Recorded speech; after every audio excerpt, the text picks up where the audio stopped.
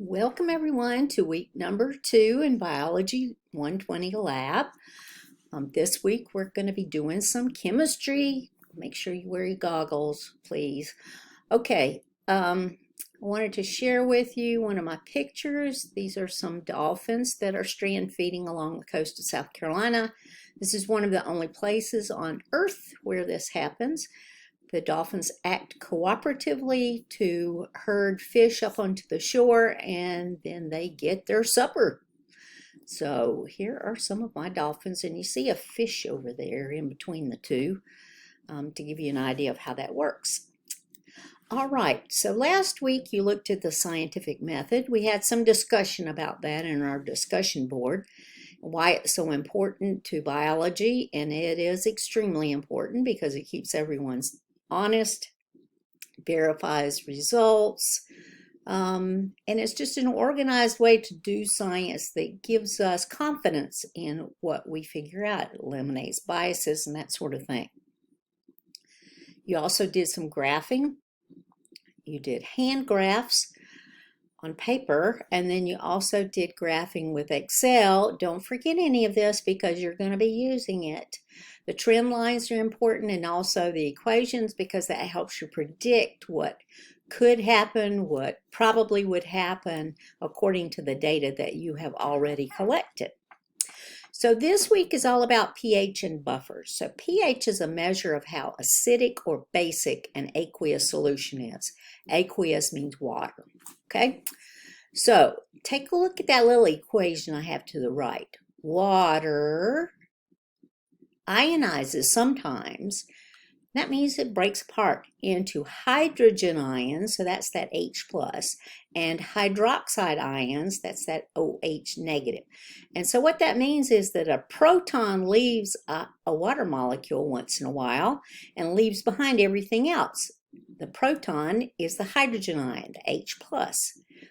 What's left behind is hydroxide, OH negative. So you got an oxygen, a hydrogen, and an extra electron that gives you that negative charge.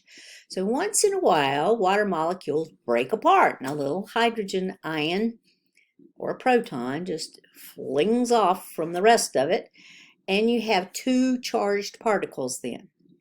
So what does this have to do with pH? When you add hydrogen ions to a solution, that H plus, solutions become more acidic. And so there's a pH scale that runs from 0 to 14. 7 right in the middle is completely neutral, where you have equal numbers of hydrogen ions and hydroxide ions. Acids are down toward the 0 end of the pH scale. So as you add hydrogen ions, you get a lower number on the pH scale. As you add hydroxide ions, more and more and more and more of them, you head toward the 14 end of the pH scale. Life wants to be around neutral, and that is pretty much true for most organisms. They want to be around that neutral pH of around 7, which means that you have equal numbers of hydrogen and hydroxide ions. If you have too many of either one, that messes with all the enzymes and proteins and DNA and everything that's in cells. It messes with those molecules, and they won't stay folded up, and they won't act right because of these positive or negatively charged ions. So then what is a buffer? Because that's what your experiments are this week. What's a buffer? A buffer is a chemical, it's usually a combination of chemicals that maintains pH over a certain range pH. And so if you add a really, really strong acid or a really, really strong base, a buffer is probably not going to work, but it will absorb the combination of chemicals that are there, will absorb either hydrogen or hydroxide ions in limited amounts. Why are buffers important?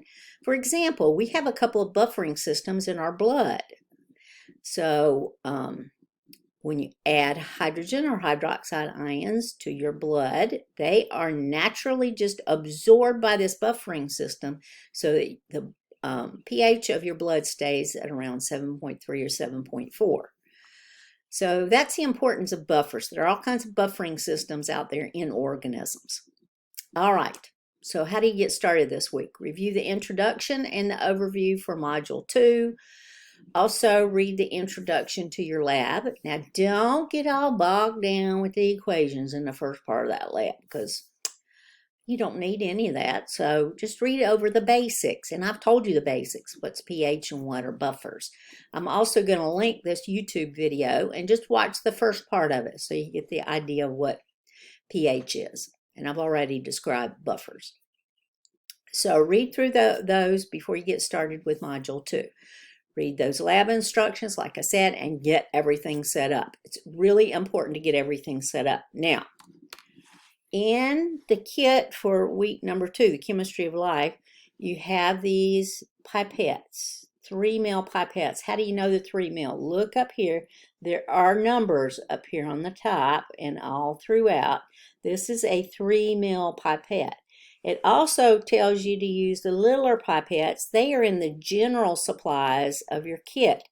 And this one is a 1 ml pipette, and that's half a ml right there. It's always important when you get out your supplies to actually take a look at them and understand them before you get ready. So this is the 3 ml, and that's the 1 ml, and they're found in different places in your kit. Labeling everything is terribly important, is always important in a scientific lab. Terribly, terribly important, otherwise you get mixed up. So, label everything as you go. Perform your 2 sets of experiments and record the results, and make sure you take pictures, make sure you take photos, because you will include these in your lab report. Mix your liquids after you combine them, and that means gently pipette.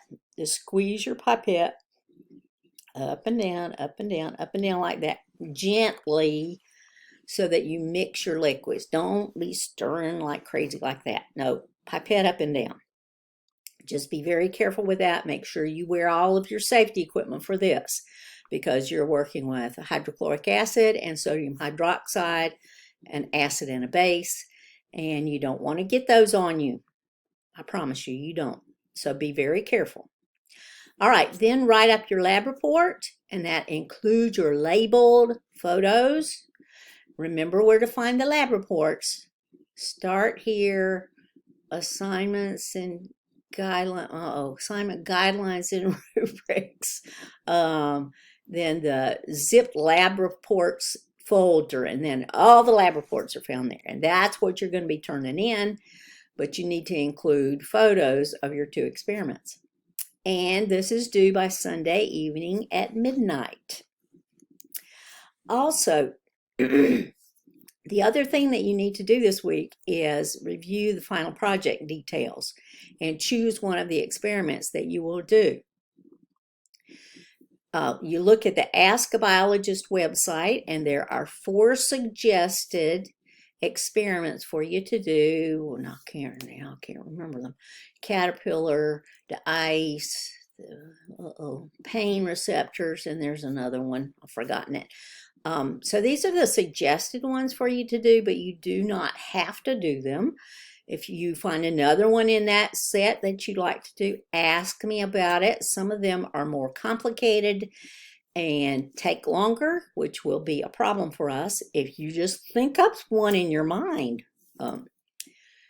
there is a possibility that you could do it. But if you do anything besides the 4 that are recommended on the Ask a Biologist website, then you need to ask me about it, okay? Just email me that. That's all you have to do.